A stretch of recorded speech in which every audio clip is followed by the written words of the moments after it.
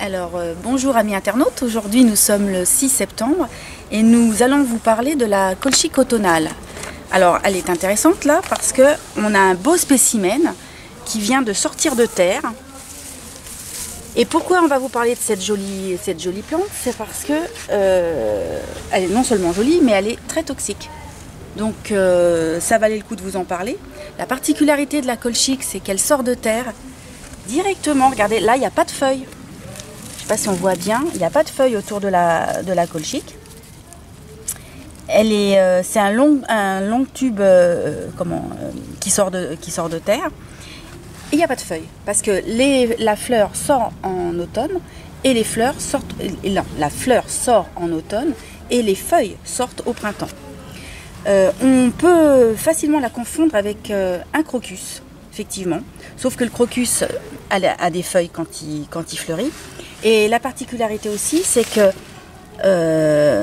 la colchique a 6 étamines et 3 pistils. Voilà.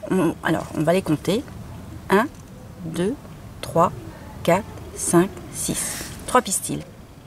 1, 2, 3. Alors que le crocus n'en a que 3, n'en possède que 3.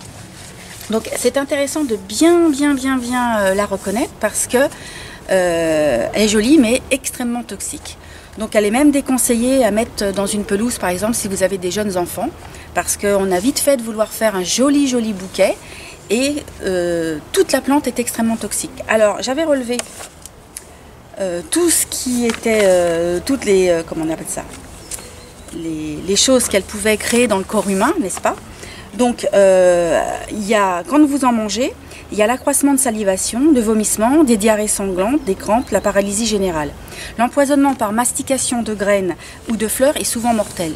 Donc c'est pour ça, joli, mais attention. Alors ça ne veut pas dire pour autant qu'il faut tout éradiquer dans les jardins. Mais si vous avez des jeunes enfants, faites attention. Que dire d'autre? Alors, comme beaucoup de plantes toxiques, style la digitale, eh bien on s'en sert aussi en médecine. Elle a des principes actifs style la colchicine ou la colchicocide. Bon, ça ne sera pas à retenir bien sûr, mais on peut s'en servir comme diurétique, antirhumatismal et contre la goutte. Alors ça, bien évidemment, c'est au niveau médical poussé. Voilà, que dire d'autre? Qu'elle est jolie, qu'il faut se laver impérativement les mains quand on y touche. Ça c'est bien, ne pas mettre ni les feuilles ni la fleur à la bouche. Je crois qu'on a fait le tour. Ce qui est intéressant, c'est de connaître aussi les petits noms qu'on peut lui donner. Ça d'autres noms. Pour vous donner un petit peu la puissance de la plante, on l'appelle le tuchien, le safran qui tue et le safran bâtard. Donc vous voyez, la floraison, elle est de septembre à novembre. Et les éleveurs bovins ou ovins sont très embêtés parce qu'il y a beaucoup d'intoxication du bétail. Voilà.